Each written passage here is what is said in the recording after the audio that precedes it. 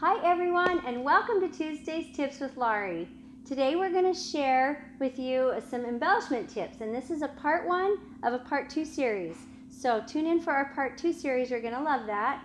To start with, I did want to cover a few things. It will be our life preservers and swimsuits are what we're going to be covering today. So to start with, some of the things that I wanted to share with you is with this rope. I love this rope. This is a really cool part of your embellishment kit. And so it's really important that you have the right kind of rope here for this particular project.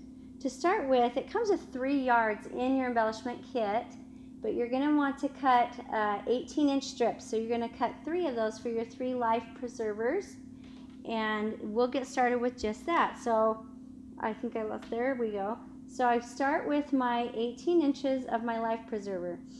Now the rope here, the cool thing is when it's laid down, you actually can't see where it starts and where it ends on this part.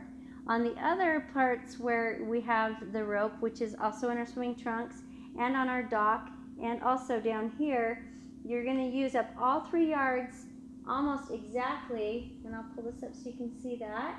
You're going to use up all 3 yards almost exactly. So you're going to want to make sure that you cut these pretty close to what you would need them to be. So as you can see, this is so cute with the crab hanging off. Anyway, to start with then, once you've cut it, you want to be careful that you don't let this fray out too much. Okay, and so then what I'm going to do is you kind of splice it together. So I'm going to kind of tuck those inside of each other, and then I'm going to roll it a little bit so that there's not a lot of these edges poking out to start with, right there. And then what I did is I took a piece of thread or length of thread, and you can actually, I doubled the thread so you can see it's doubled on here twice. So I've got a couple of strands here. And then I've taken that and I've wrapped it around, I tied it off and then I wrapped it around this to splice that together and to hold it together as if it were a rope. It's kind of the exact same way that you would splice the end of a rope. So then I'm going to take you over here to this one, and you can see I've taken this and I've pieced this together and I've wrapped my string around it several times to hold it in place. And one of the reasons I like having the needle on here is then I'm going to take this, I'm going to go right down through the middle of my rope, through the back of my, and this is, of course, you wouldn't put this on your single block, but I'm just doing this for the video purposes of being able to hold this and give you a close-up view. And then after I've tacked that on a couple of times like this, then I'm going to take my button and I just slide my button right over this, and the button then, and as I put that down, the button then covers right over that spliced part.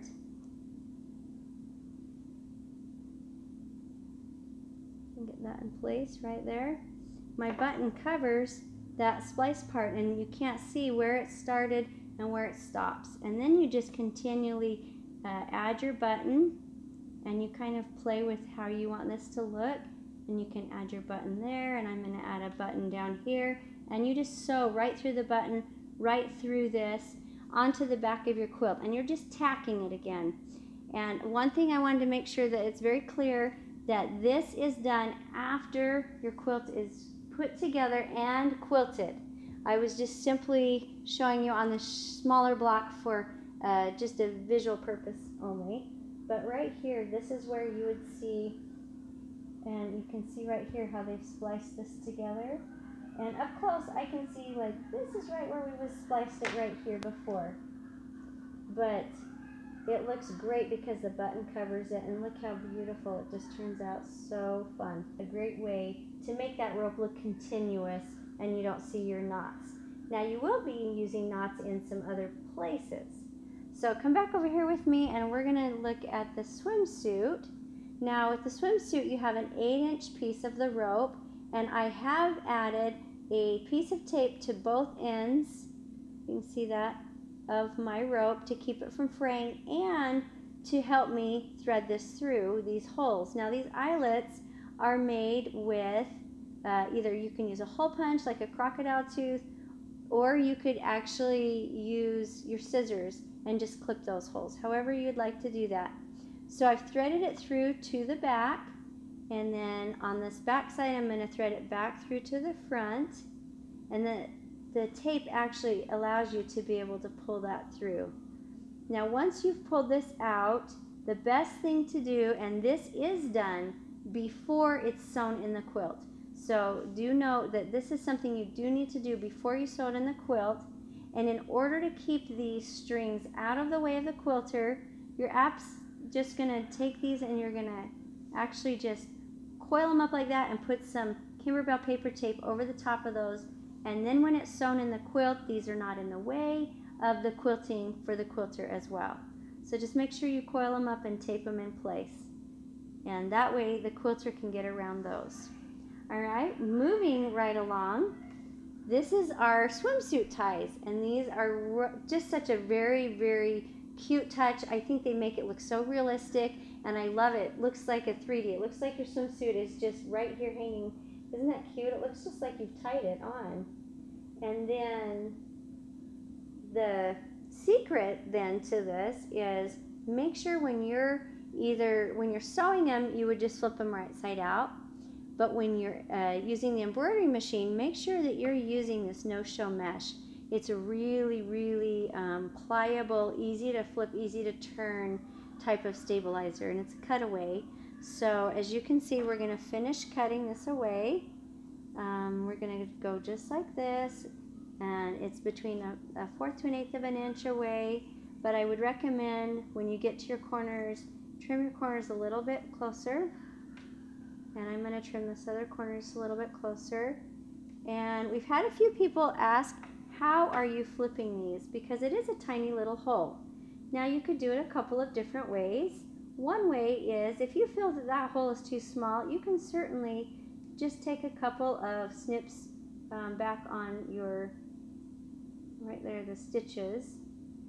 And you can just unpick it just a little bit so that you've got a little bit wider opening. That is just fine, because what you're going to be doing after you turn these is you're going to tie them into a knot. Now you could certainly use an R&K tool and you can poke it through that way, or this is a bodkin tool. This is a great time to use a bodkin tool. So you simply slide that off and it opens this up. I'm going to squeeze it together just slightly enough that I can slide it all the way in, and I'm going to grab this tip and I'm going to pinch it into those teeth and then slide this up. That way it holds on to that end. And then I'm going to just work my way, pulling that out. And I'm going to make sure to keep a hold of this really well. And you can see that it flipped the one side, and then I'm going to slide that back off and let go. And there's the one side flipped. And then I'm going to do the same thing again on the other side. I'm going to pinch this together just a little bit to slide it through that opening. And then I'm going to poke that down in, poke that down in right there where it grabs it. Slide this thing up. This is a great time to pull out that bodkin and use that. Once you've flipped it, then I do use my turning tool and feed it out so it's nice and flat. And then you'll probably want to take this to an ironing board and give it a nice press.